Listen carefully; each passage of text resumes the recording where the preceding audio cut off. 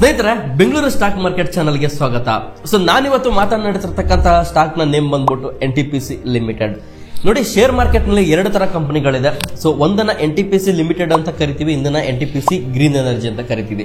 NTPC green energy IPO ಮೊನ್ನೆ ತಾನೇ ಬಂತು. ಸುಮಾರು ಜನ ಅದಕ್ಕೆ ಅಪ್ಲೈ ಮಾಡಿದ್ರು. ನಾನು ನಿಮ್ಗೆ ರೆಕಮೆಂಡ್ ಮಾಡಿದ್ದೆ, ಈ ಒಂದು ಕಂಪನಿಯಲ್ಲಿ ಅಪ್ಲೈ ಮಾಡಬೇಡಿ, ಈ ಕಂಪನಿ ಫಂಡಮೆಂಟಲಿ ಸ್ಟ್ರಾಂಗ್ ಆಗಿಲ್ಲ, ಇದರ ಪಿ ಏನಿದೆ ತುಂಬಾನೇ ಹೈ ಇದೆ ಅಂತ ಹೇಳಿ ನಾನು ಸುಮಾರು ಸಾರಿ ಇದರ ಬಗ್ಗೆ ವಿಡಿಯೋನ ಮಾಡಿದ್ದೆ. ಸೊ ಅದಾದ ಮೇಲೆ ನೀವು ನೋಡಿದ್ರಿ, ಅದು ಮಾರ್ಕೆಟ್ ಓಪನ್ ಆದಾಗ ಹೇಳ್ಕೊಳ್ಳುವಂತಹ ರಿಟರ್ನ್ ಕೊಡ್ಲಿಲ್ಲ.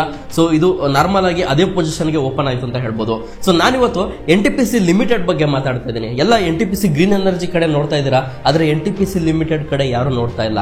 ಯಾಕೆ ಅಂದ್ರೆ ಈ ಒಂದು ಕಂಪನಿ ಪೊಟೆನ್ಶಿಯಲಿ ತುಂಬಾನೇ ಸ್ಟ್ರಾಂಗ್ ಆಗಿದೆ. ಓಕೆನಾ, ಈ ಒಂದು ಕಂಪನಿ ಫಂಡಮೆಂಟಲಿ ಸ್ಟ್ರಾಂಗ್ ಆಗಿದೆ. ಈ ಒಂದು ಕಂಪನಿ ನೀವು ನಂಬಲ್ಲ, ಇದು ರಿನ್ಯೂಬಲ್ ಸೆಕ್ಟರ್ ಮೇಲೆ ಫೋಕಸ್ ಮಾಡಿದೆ.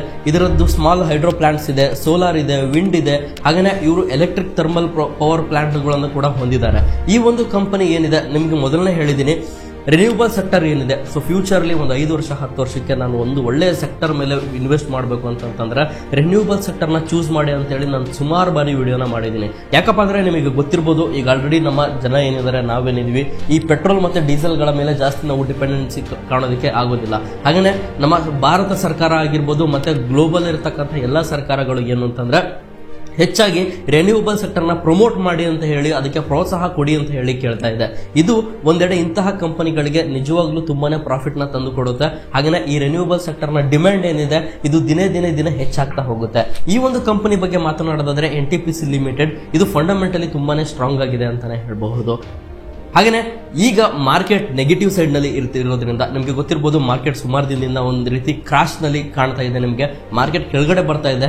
ಈಗ ಇದರ ಒಂದು ಸಪೋರ್ಟ್ ಲೆವೆಲ್ ಇದೆ, ಇಲ್ಲಿಂದ ಇದು ರಿವರ್ಸಲ್ ತಗೊಂಡಾಗ ಈ ಎಲ್ಲಾ ಕಂಪನಿಗಳು ರಿವರ್ಸಲ್ ತಗೊಳ್ಳುವಂತಹ ಸಾಧ್ಯತೆ ಇದೆ. ಸೊ ನೀವೇನಾದ್ರು ಲಾಂಗ್ ಟರ್ಮ್ ಗೆ ಫೋಕಸ್ ಮಾಡ್ತಾ ಇದ್ದೀರಾ, ಲಾಂಗ್ ಟರ್ಮ್ ಗೆ ಹೂಡಿಕೆ ಮಾಡಬೇಕು ಅಂತ ಏನಾದ್ರು ಅನ್ಕೊಂಡಿದ್ದೀರಾ ಅಂತಂದ್ರೆ ಇಂತಹ ಸ್ಟಾಕ್ ನಲ್ಲಿ ನೀವು ಆರಾಮಾಗಿ ಹೂಡಿಕೆ ಮಾಡಬಹುದು. ಮತ್ತೆ ಇದು ಯಾವುದೇ ರೀತಿಯ ಬೈ ಅಂಡ್ ಸೆಲ್ ರೆಕಮೆಂಡೇಶನ್ ಆಗಿರೋದಲ್ಲ, ಇದು ಬರೀ ನನ್ನ ಒಂದು ಅನಾಲಿಸಿಸ್ ಆಗಿರುತ್ತೆ.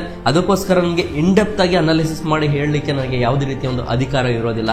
ಹಾಗೇನೆ ಬೈ ಅಂಡ್ ಸೆಲ್ ರೆಕಮೆಂಡೇಶನ್ ನೀಡುವುದು ಕಾನೂನು ಬಾಹಿರವಾಗಿದೆ. ಅದನ್ನ ತಲೆಯಲ್ಲಿ ಇಟ್ಕೊಂಡು ನಿಮಗೆ ಯಾವ ರೀತಿ ಹೇಳಬೇಕು ಆ ರೀತಿ ಹೇಳ್ತಾ ಇದ್ದೀನಿ. ಸೊ ನೀವೇನಾದ್ರೂ ಫಂಡಮೆಂಟಲ್ ಮತ್ತೆ ಟೆಕ್ನಿಕಲ್ ಅನಾಲಿಸಿಸ್ ನಿಮಗೆ ಮಾಡೋದಕ್ಕೆ ಬಂದ್ರೆ ದಯವಿಟ್ಟು ಈ ಕಂಪನಿ ಮೇಲೆ ಮಾಡಿ ನೋಡಿ. ಈ ಕಂಪನಿ ತುಂಬಾನೇ ಚೆನ್ನಾಗಿದೆ. ನೀವೇನಾದ್ರೂ ಲಾಂಗ್ ಟರ್ಮ್ ಗೆ ಹೋಲ್ಡ್ ಮಾಡ್ತಿದ್ರೆ ಅಂದ್ರೆ one of the best company ಅಂತಾನೆ ಹೇಳ್ಬಹುದು. ಮತ್ತೆ ಈ ಒಂದು ವಿಡಿಯೋ ಏನಿದೆ ಬರೀ ಎಜುಕೇಶನ್ ಪರ್ಪಸ್ ಮಾತ್ರ ಆಗಿದೆ. ಸೊ ನೀವೇನಾದ್ರೂ ಈ ಕಂಪನಿಯಲ್ಲಿ ಹೂಡಿಕೆ ಮಾಡ್ತಿದ್ರೆ ಅಂದ್ರೆ ಸ್ವಲ್ಪ ಹುಷಾರಾಗಿ ಕಾದು ಒಂದು ಒಳ್ಳೆಯ ಸಮಯದಲ್ಲಿ ಹೂಡಿಕೆ ಮಾಡುವ ಅನ್ನೋದು ನನ್ನ ಒಂದು ಅಭಿಪ್ರಾಯ ಆಗಿದೆ.